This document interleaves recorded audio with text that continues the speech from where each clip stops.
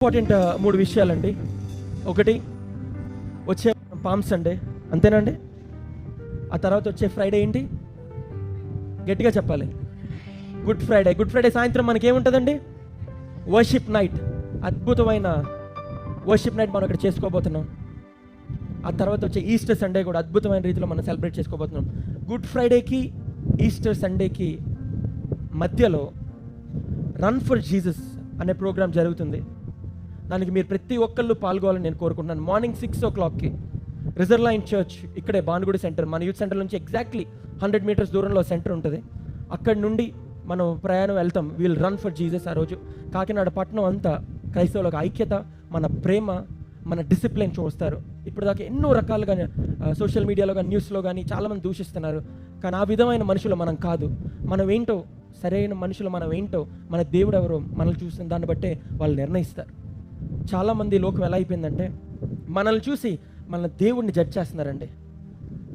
ఒక దైవజనుడిని చూసి వీడు ఇలా ఉన్నాడంటే వీళ్ళు దేవుడు ఎలాంటోడు అని మాట్లాడుతున్న కాలంలో మనం ఉన్నాం. ఒక దైవజనుడు వలనో, నీ వలనో, నా వలనో ఎవరు రక్షణలోకి రారండి. ప్రభు జీవితాల్లోకి వస్తేనే, హృదయాల్లోకి వస్తేనే జీవితాల్లో మారుతాయండి. మనం ఎవరు స్టాండర్డ్ సెట్ చేయాల్సిన అవసరం లేదు. ప్రభు ఆల్రెడీ ఏ మచ్చ, ఏ డాగు లేకుండా పరిశుద్ధమైన జీవితం ఈ భూమి మీద జీవించి ఒక స్టాండర్డ్ సెట్ చేశారు. ఇది క్రీస్తులా జీవించడం అంటే. ఆ స్టాండర్డ్ని ఏ గ్రంథాల్లో కానీ, లేకపోతే ఈ ప్రపంచంలో ఏ మనుషుడు భూమి పునాదులు వేసినప్పటి నుంచి ఇప్పటి వరకు కూడా అంత పరిశుద్ధుడు పుట్టలేడు, పుట్టడు కూడా అండి. అటువంటి దేవుడు మన దేవుడు. అంత పరిశుద్ధుడైన దేవుడిని మనం ఆచరిస్తున్నామంటే ఆయనలా ఉండడానికి మనం ప్రయత్నించాలి. ఆయనలా ఉండడానికి మనం కష్టపడాలండి. It is not easy to be a Christian. మతాన్ని ఫాలో చేయడం చాలా ఈజీ, ఎవరైనా ఫాలో చేయగలరు మతాన్ని. క్రీస్తుని వెంబడించడం చాలా కష్టం. ఎందుకంటే క్రీస్తుని వెంబడిస్తే ఆయనలాగే ఉండాలి, ఆయనలాగే మాట్లాడాలి, ఆయనలాగే పరిశుద్ధమైన జీవితం జీవించాలంటే చాలా కష్టం.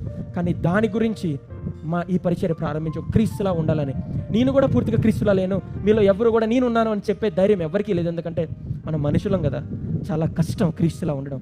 కానీ రోజు మనం ప్రయత్నిస్తూ ఉంటే, వాక్యంలో చెప్పారు కదా, మనం వెయిట్ చేస్తా, క్రీస్తులాగా మారడానికి ప్రయత్నిస్తూ ఉంటే రోజు వెంబడి రోజు ఒక్కరోజు ప్రభు అంటాడంట, పలానా నమ్మకమైన దాసురాలా అని పిలుస్తాడంట.